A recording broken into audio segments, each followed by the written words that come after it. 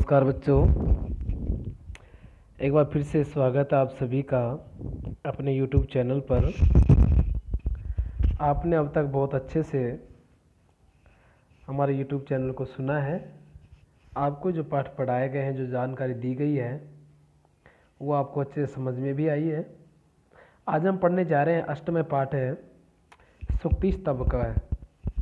सूक्ति स्तवक है यानी हमारे पूर्वजों के द्वारा जो हमारे लिए अच्छे वचन कहे गए हैं, अच्छी अच्छी बातें जो हमें बताई गई है, उन्हीं में से एक है सूक्तियाँ, जिन्हें क्या कहते हैं?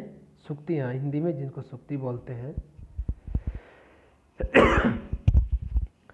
तो आज उन सूक्तियाँ में हम कुछ संग्रह जो की हुई है, उनमें से हम पढ़ेंगे, उन्हें समझेंगे और उसे हमारे जीवन में उतारने की कोशिश भी करेंगे। सबसे पहला ये जो श्लोक है वो हम पढ़ते हैं, उसके साथ हम अर्थ समझेंगे। उद्यमेन ही सिद्ध्यन्ति कार्याणि न मनोरथै न हि सुप्तस्य सिंहस्य प्रविशन्ति मुखे मृगाः। उद्यमेन ही सिद्ध्यन्ति कार्याणि न मनोरथै न हि सुप्तस्य सिंहस्य प्रविशन्ति मुखे मृगा। उद्यमेन, उद्यम होता परिश्रम, उद्यमेन यानी परिश्रम, यानी परिश्रम से ही सिद्ध्यन्ति यानी सिद्ध होते हैं, कार्याणि यानी कार्य। कहा जाता है कि हम परिश्रम करते हैं तभी हमारे कार्य सिद्ध होते हैं, न कि मनोरथ।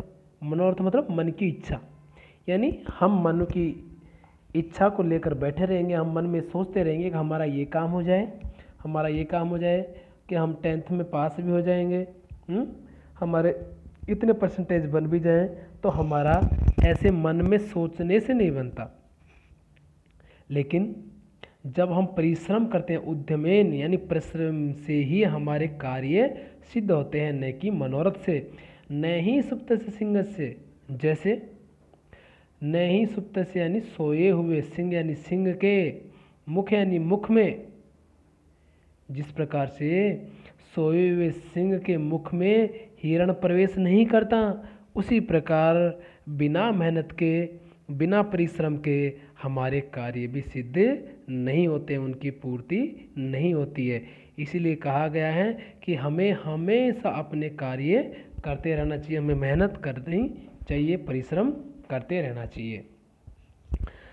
अगला श्लोक है, पुस्तके पठितः पाठः जीवने नैव साधितः किम भवेत तेन पाठेन जीवने यो न सार्थक है। देखिए, पुस्तकें पठितः पाठः, आपने बहुत सारी पुस्तकें अब तक पढ़ी भी है और आगे भी पढ़ेंगे। उसमें कई पाठ ऐसे होते हैं जो हमें अच्छा ज्ञान देते हैं, हमें हमारे जीवन में उतारने योग्य होते हैं, लेकिन फिर भी हम अपने जीवन में उसको उतारते नहीं हैं, केवल पढ़ लेते हैं और छोड़ देते हैं।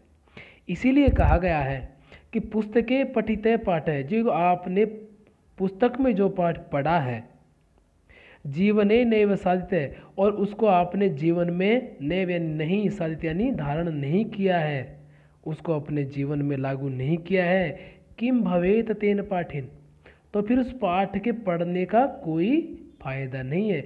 जीवने यो न सार्थक है, तो उसकी कोई सार्थकता नहीं रह जाती। यानी जो पाठ, जो चीज़ आपको बताई जाती है, जो ज्ञान आपको दिया जाता है, उसको केवल सुनने से नहीं, उसको अपने जीवन में हमेशा उतारना चाहिए।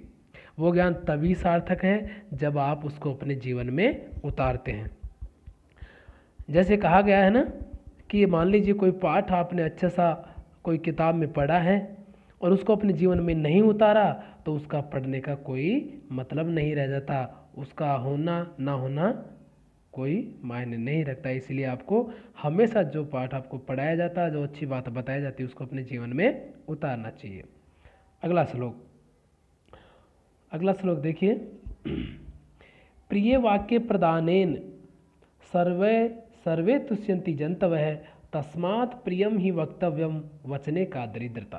कितनी अच्छी बात कही है। देखो, प्रिय वाक्य प्रदानेन, प्रिय वाक्य यानी अच्छे वाक्य जो दूसरे को सुनने में अच्छे लगे, यानी प्रिय वाक्य प्रदान करने से सर्वे यानी सभी, तुष्यंत यानी खुश रहते हैं, जंतव जीव जंतु सारे।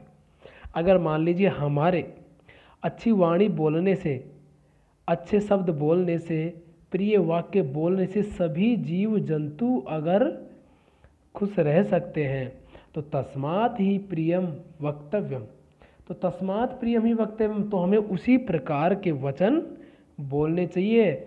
वचने का दरिद्रता, और इस प्रकार के वचनों में जो मीठी वाणी के जो वचन होते हैं, तो हमें मीठी वाणी बोलने में क्या दरिद्रता करनी चाहिए, यानी किसी प्रकार की कंजूसी नहीं करनी चाहिए। दोबारा सुन लीजिए अर्थ। प्रिय वाक्य प्रदानेन, हमें अच्छे वाक्य बोलने से ही, यानी हमारे अच्छे वाक्य बोलने मात्र से जीव और जंतु सभी सुखी रह सकते हैं। तो तस्मात् प्रियम ही वक्तव्यम, उसी प्रकार के वाक्य हमें बोलने चाहिए, उसी प्रकार की बोली भाषा हमें प्रयोग में लानी चाहिए। और ऐसी भाषा बोलने में हमें कोई कंजूसी नहीं करनी चाहिए, यानी हमें हमेशा अच्छे वचन, मीठे वचन बोलने चाहिए जो किसी को दुख प्रदान न करे, हमेशा दूसरों के लिए सुख प्रदान करें। अगला श्लोक देखिए। गच्छन् पिपीलिको याति योजना नाम शतान्यपि अगच्छन् वेनितेयोपि पदमेकं न गच्छति। अगर आप मान लीजिए मेहनत करते रहते तो एक दिन सफलता आपको अवश्य मिलती है, लेकिन आप सोचेंगे लेकिन मेहनत करेंगे नहीं तो आपको सफलता भी नहीं मिलेगी। यहाँ पर एक उदाहरण दिया है कि गच्छन् पिपीलिको याति, जाती हुई पिपीलिको यानी चींटियाँ, पिपीलिको यानी क्या होती है, चींटियाँ, कि चींटियाँ जो होती हैं वो 100 योजन की दूरी भी चलते चलते, आपको पता है चींटियाँ कितनी दूर चली जाती है ना, उनको पता नहीं होता, लेकिन जब वो चलने लगती है तो 100 योजन यानी कई कोसों की जो दूरी है वो भी तय कर लेती है, वहाँ तक पहुँच जाती है। उनको जहाँ भी सुगंध आती है अनाज की, वहाँ वो पहुँच जाती है चाहे कितनी भी दूर हो। लेकिन अगच्छन् वेनितेयोपि, जो जाना ही नहीं चाहता है, अगच्छन् अगर जो जाना नहीं चाहता है तो वेनितेयोपि, जो गरुड़ पक्षी है वो जो अपना शिकार करता है तो वो ऊपर एक जगह उड़ता हुआ शिकार करता है, इसलिए उनके लिए कहा है कि जो जाना नहीं चाहता वो वेनितेय, जो गरुड़ के समान, पदमेकं न गच्छति, जो जाना ही नहीं चाहेगा तो उड़ते हुए भी एक पद भी वहाँ से, एक पैर भी वहाँ से नहीं जा पाता है। इसलिए कहा है कि जो चींटियाँ हैं वो चलकर 100 योजन की दूरी तय कर लेती है, लेकिन एक गरुड़ है जो बिल्कुल उड़ता है लेकिन फिर भी एक पैर की दूरी भी वहाँ से तय नहीं करता, वो बिल्कुल वहीं का वहीं रह जाता है। इसलिए आपको भी हमेशा मेहनत करते रहना चाहिए और आगे बढ़ते रहना चाहिए। अगला श्लोक देखिए। काकः कृष्ण है, पीकः कृष्ण है, को भेद है पिक काकियो, वसंत समये प्राप्ते काकः काकः पिकः पिकः। कितना अच्छा श्लोक है, देखिए। काकः कृष्ण है, काक यानी होता है कौवा, काक यानी क्या होता है, कौवा, कौवा भी काला, और पिक यानी कोयल, पिक यानी क्या होता है, कोयल। तो कौवा भी काला है और पिक यानी कोयल भी कृष्ण यानी काली है। को भेद है पिक काकियो, फिर क्या भेद है पिक यानी कोयल और कौवे में। काका कृष्ण है, कौवा भी काला, पिक कृष्ण है, कोयल भी काली, को भेद है, फिर क्या भेद है पिक काकियो यानी कोयल और कौवे में। तो कहते हैं कि वसंत समय प्राप्ते, वसंत का जब समय आता है, वसंत समय में, वसंत के समय में जब आता है तो जब काके काके और पीके पीके यानी कौवा कौवा और कोयल कोयल का हमें पता चल जाता है। कैसे कि जब वसंत के समय में वो बोलने लगते हैं तो हमें कोयल की आवाज़ में और कौवे की आवाज़ में अपने आप पता चल जाता है कि कौन से कोयल है और कौन सा कौवा है। इसलिए कहा कि समय के अनुसार, समय आने पर हमें सबका भेद मालूम हो जाता है कि वो अच्छे हैं बुरे हैं, उन्होंने कैसे कर्म किए हैं, वो सब का हमें पता चल जाता है। इसलिए कहा है कि आपको हमेशा आगे बढ़ते रहना चाहिए। तो इस प्रकार से आपके ये श्लोक इनका अर्थ आपने अच्छे से समझा है। इसको आप आगे पढ़ेंगे, इसके प्रश्नोत्तर देखते हैं। आइए, ऊपर जो शब्दार्थ दिए हुए हैं आप उनको अच्छे से पढ़ेंगे, उनका हिंदी अर्थ याद करेंगे और श्लोक भी अच्छे से पढ़ लेंगे। आइए अब चलते हैं प्रश्न नंबर 1।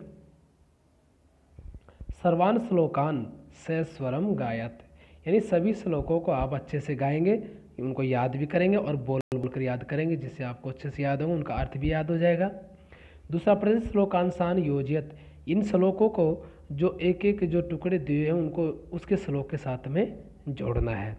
तो ये आप आसानी से जोड़ सकते हैं। तस्मात् ही प्रियम वक्तव्यम, तस्मात् ही प्रियम वक्तव्य यानी हमें उस प्रकार के वचन बोलने चाहिए। कौन से? तो ऐसे वचन बोलने में हमें किसी प्रकार की कोई दरिद्रता यानी कंजूसी नहीं करनी चाहिए।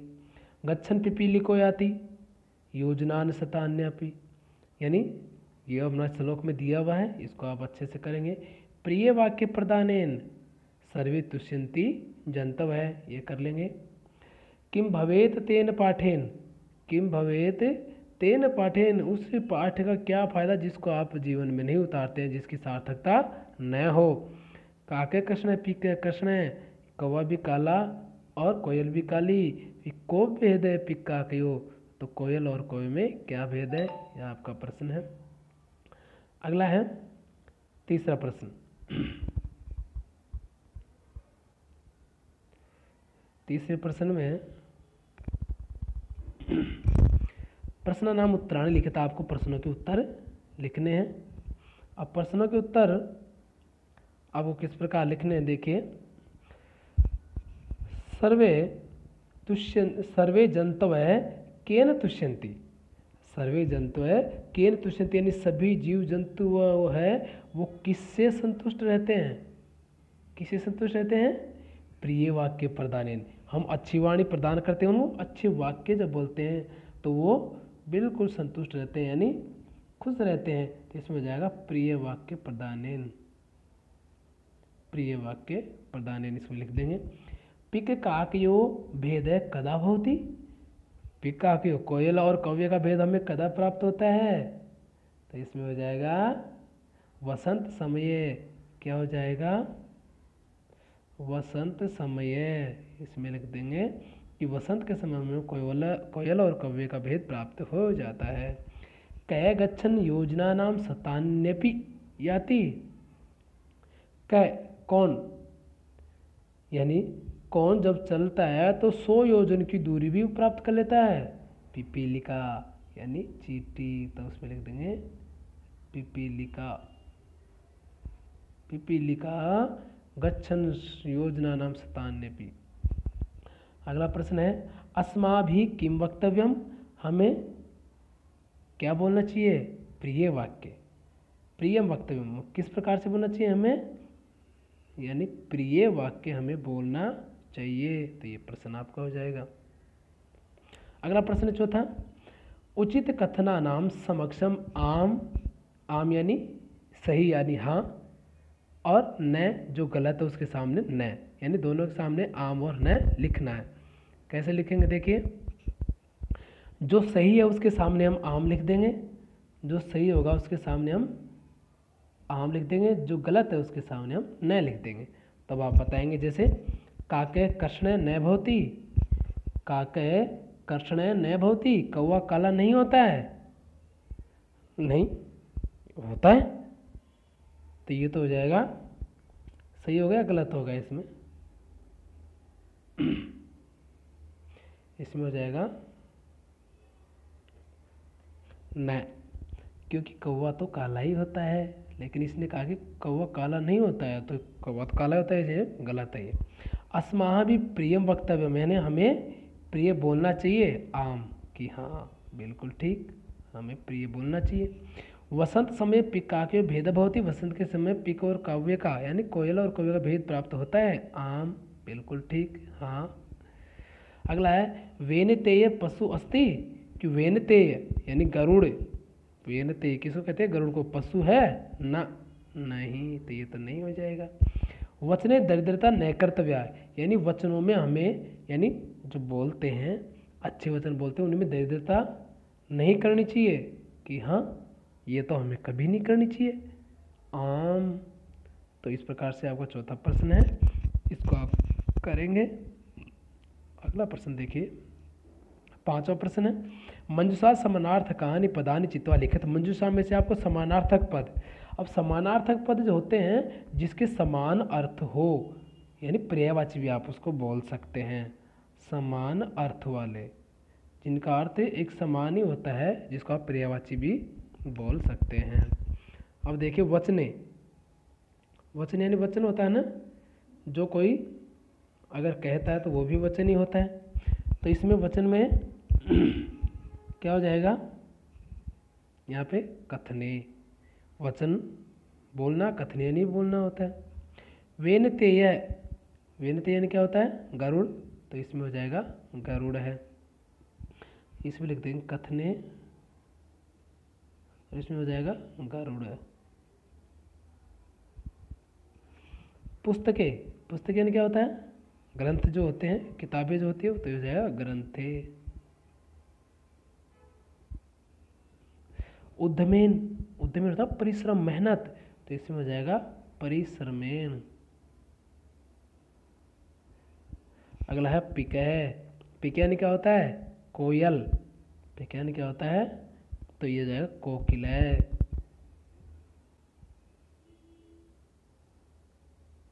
इसमें हो जाएगा कोकिलय। अगला प्रश्न है, छठा प्रश्न, विलोम पदानि योजित। और जो विलोम शब्द है उनको हमें एक के साथ एक से जोड़ने हैं, यानी विलोम पद दे रखे हैं, विलोम शब्द है, इधर के इधर हमने जोड़ने हैं, कै में से खे में जोड़ने हैं। यहाँ पे इसको कै को और इसको मिलान करना है, कौन सा किसके साथ सही है। तो सार्थक है, सार्थक यानी होता है अच्छा, यानी हमारे लिए उपयोगी हो, और निरर्थक है जो हमारे लिए किसी प्रकार का उपयोगी नहीं है। निरर्थक हमारे लिए उसका कोई अर्थ नहीं है। सार्थक, सार्थक जो हमारे लिए है। कृष्ण यानी काला, और श्वेत यानी सफ़ेद। अनुक्तम, अनुक्तम यानी होता है बिना कहा हुआ, उक्तम यानी कहा हुआ, तो अनुक्तम यानी। गच्छति जाते हुए, और आगच्छति यानी आते हुए। जागृतस्य यानी जागते हुए, और सुप्तस्य यानी सोए हुए, तो इसके आपको ये विलोम शब्द है। तो आप इसको आराम से कर लेंगे, इसके प्रश्नोत्तर और ये जो श्लोक है इनको आपको याद करना है, अच्छे से याद करके, और इसको कंठस्थ कर लेना है। बहुत अच्छे श्लोक है, इनको अपने जीवन में भी उतारना है। धन्यवाद आप सभी का।